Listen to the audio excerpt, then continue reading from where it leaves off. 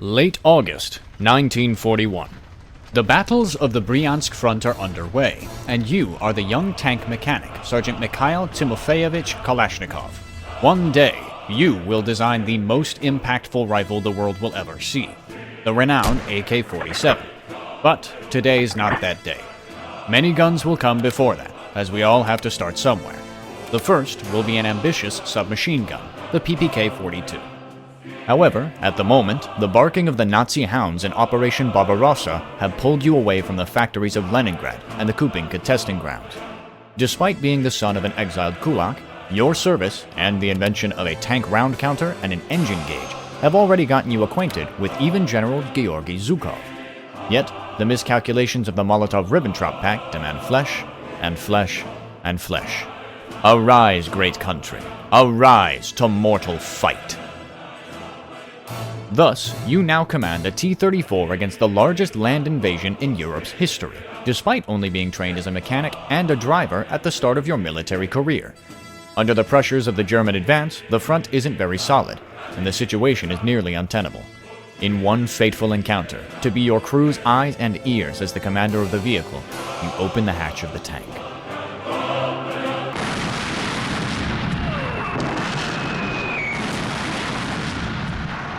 Once you finally come around, you and your comrades find yourselves now behind German lines. The shrapnel and the blast of an artillery round landing outside of your tank have torn through your body, and you can no longer feel your left arm.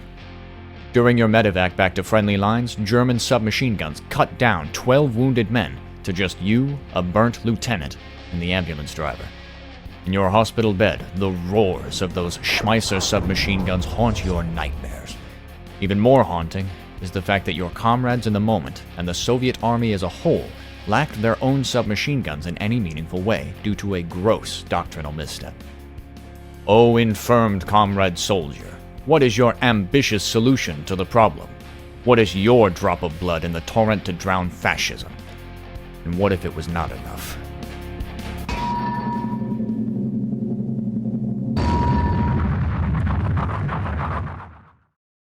In the late 1930s, the Soviet armies, namely head of the main artillery directorate, Grigory Kulik's, attitude towards submachine guns was dismissive.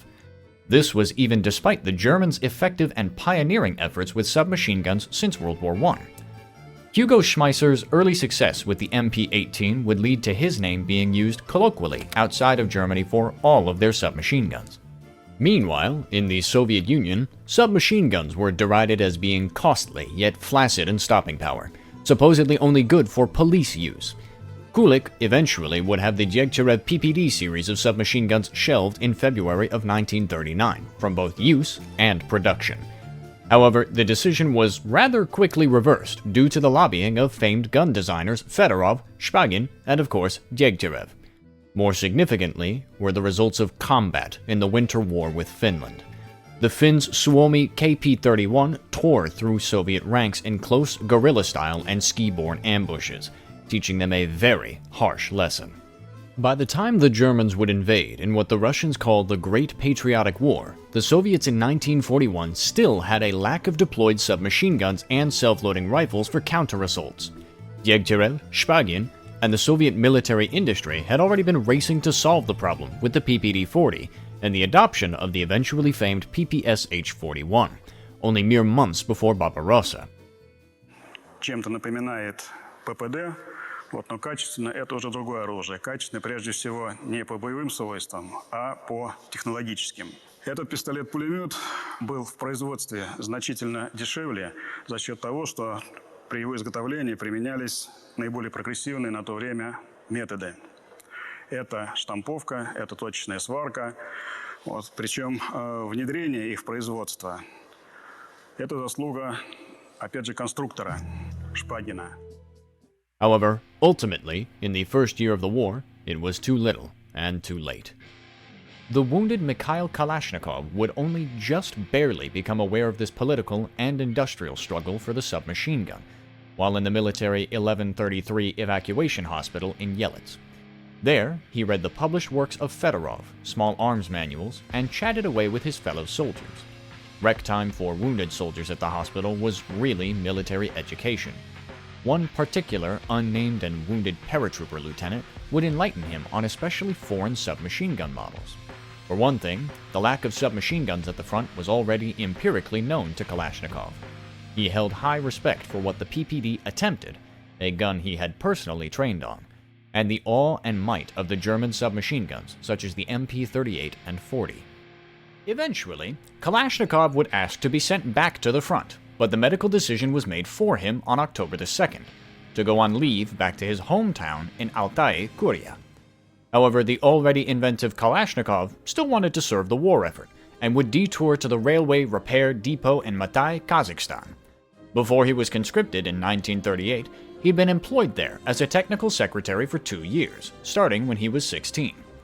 With the aid of a military order, the depot chief, who Kalashnikov happened to share the same surname with, would agree to help him in his endeavor to build his own supposedly revolutionary debut submachine gun design.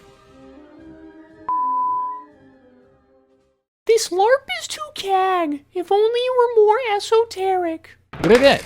We are on behalf of Krushiki Supply Company. Say goodbye to your gravy seal getup, and instead embrace their exclusive camo wizard hats. Go touch some grass overnight and grab yourself a Mountain House patrol ration. Ensuing civil strife and FEMA camp roundups? Don't worry, they got T-block for you to don. You're getting drafted to the Strait of Hormuz. Here, have an authentic surplus M65 field jacket. And remember, comrade, 5% off of everything with code ROSENRITTER5. With the eager labor of the depot's employees who wanted to do anything to aid in the war effort, and the parts of a cannibalized Mosin Nagant, Kalashnikov cobbled together a crude but firing first example of his submachine gun design. One of the workers, Zhenya Kravchenko, was especially crucial in this effort. It was a remarkable feat by itself, considering the conditions and Kalashnikov's only grade school education, albeit Kalashnikov had a taste of the experience before, when he suggested modifications of a Tokarev pistol for port firing in tanks, an extended magazine for the pistol, and the aforementioned tank upgrades of a round counter and a gauge for engine lifespan. This iteration of the submachine gun worked on just a simple blowback operating system. Kalashnikov also reportedly experimented with a pneumatic buffer in the system, though to few results. Unfortunately, this particular example didn't survive to this day, so we can't know for certain.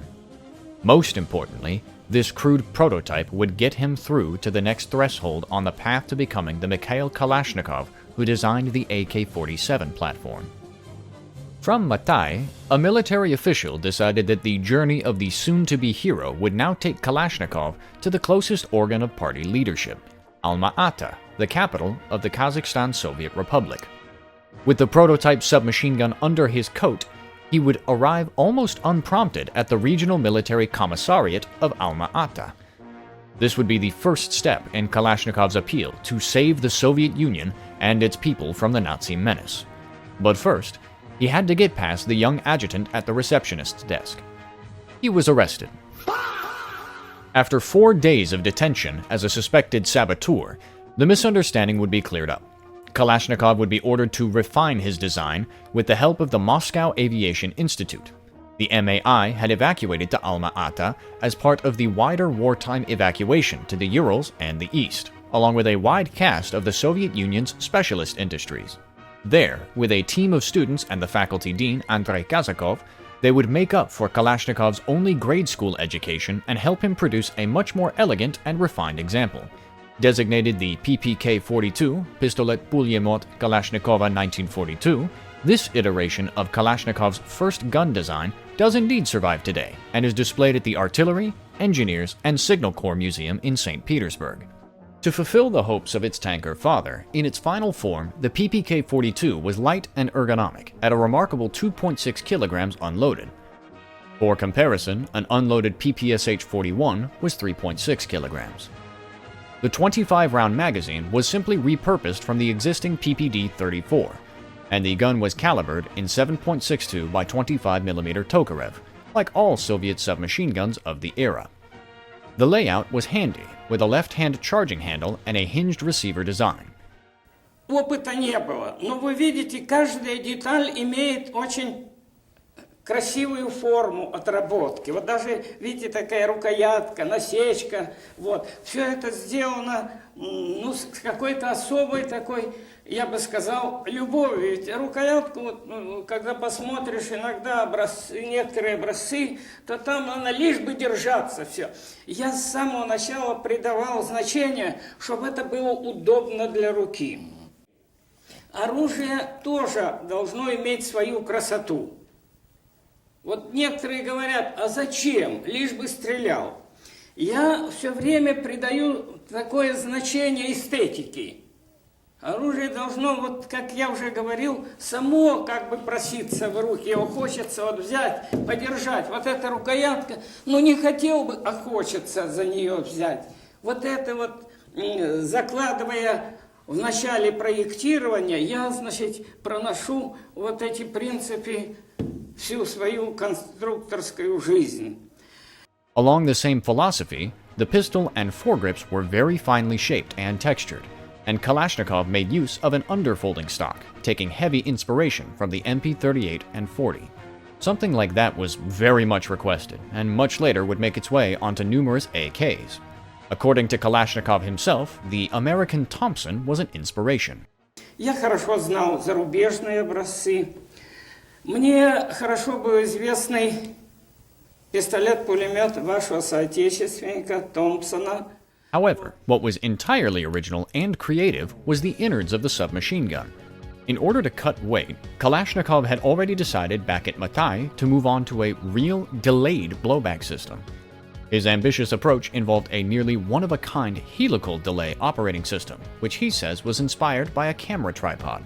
In a simple blowback operating system, the weight and inertia of the bolt are what keep it closed during firing, until pressures safely drop. Meanwhile, delayed blowback systems rely on mechanical resistance and leverage to help keep the bolt initially closed. In the PPK, the bolt's opening is delayed, as it has to push a separate collar piece down a helix guide. The rotation down the helix slows down the bolt group, but the collar also imparts an opposing lateral force on the bolt forwards, as its rotation forces the thread collar out of the bolt. Once it hits the back of the receiver, depleted of energy, the bolt group is sent forward by the internally kept recoil spring, which in Kalashnikov's design also acts as the spring for the striker. Besides being one of the few delayed blowback submachine gun designs of the time, it was also one of the few closed-bolt submachine guns out there. It featured both semi- and full-auto firing modes, which wasn't unheard of for Soviet submachine guns, and was operated with a knob-style selector switch. It ejected from the top with a fixed-bladed ejector, and the extractor and striker sear shared the same spring. The barrel heat shroud also featured cutouts to act as a compensator, and a typical leaf-style adjustable rear iron sight was on top. The model we see today is the final result after the next two major steps in Kalashnikov's journey after Alma-Ata. In the summer of 1942, it was time for Kalashnikov's work to be graded. In the Uzbek SSR, after a stop in Tashkent, he would meet the well-respected head of the Dzerzhinsky Artillery Academy, Major General Anatoly Blagonravov, in Samarkand. Blagonravov, his grading professor, was quite the specialist in small arms, and he was impressed by Kalashnikov's creativity and talent, albeit his ultimate thoughts on the gun were different. In his review to the higher-ups, Blagonravov would write, "Although the sample itself, in terms of complexity and its deviations from the accepted tactical and technical requirements, cannot be recommended for adoption into service, nevertheless, the exceptional inventiveness, great energy, labor invested in this work, and the originality in solving several technical questions compel one to regard Comrade Kalashnikov as a talented, self-taught individual, to whom it would be desirable to give the opportunity of a technical education. Undoubtedly, a good designer may be developed from him if he is directed along the proper path. I would consider it possible to award Kalashnikov a bonus for the development of this sample and to send him for technical studies."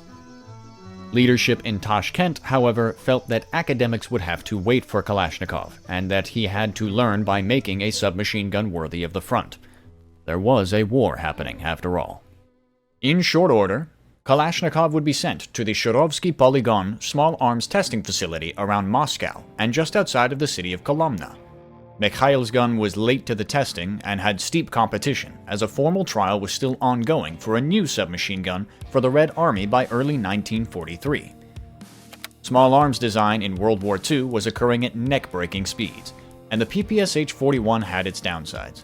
It was remarkably heavy, and the drum magazines, originally copied from the Suomi, were selectively reliable. After the introduction of stick magazines for the PPSH-41, Shpagin would offer the PPSH-2 in the trials. However, the eventual winner would be Alexei Sudaev's entry, the PPS-42-43. Forged in the besieged city of Leningrad, the PPS was the absolute pinnacle of cost, simplicity, reliability, and usability in a submachine gun.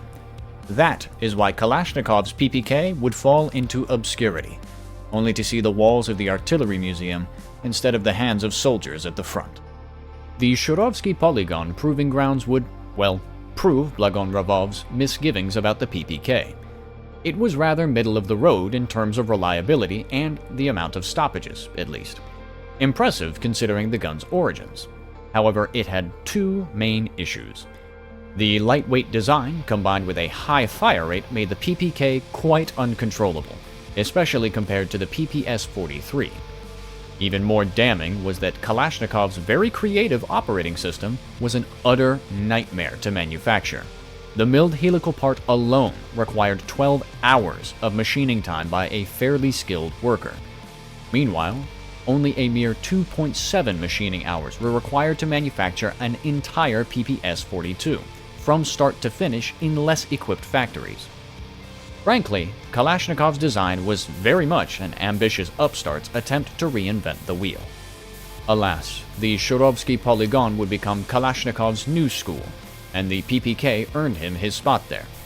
There, he studied many gun models, foreign and domestic, and had the opportunity to meet and learn from his heroes, the Soviet Union's famed gun designers. Immediately after the PPK in 1943, he would work on a light machine gun design, partly in Tashkent, and the Kalashnikov Petrov rifle in 1944, but neither saw adoption.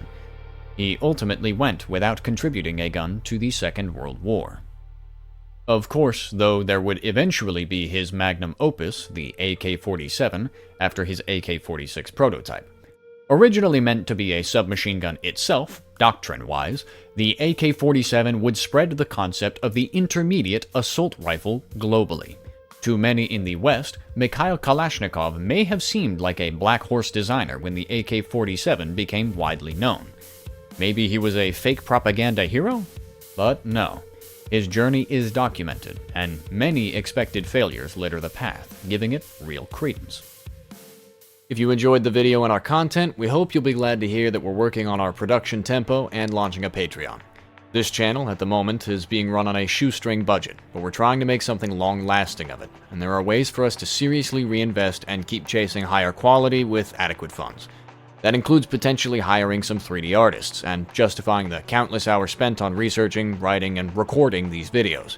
For now, the perks will be early access to the scripts and research, plus your name credited at the end as a real supporter, something made with a shit given. As always, thank you all so much for watching.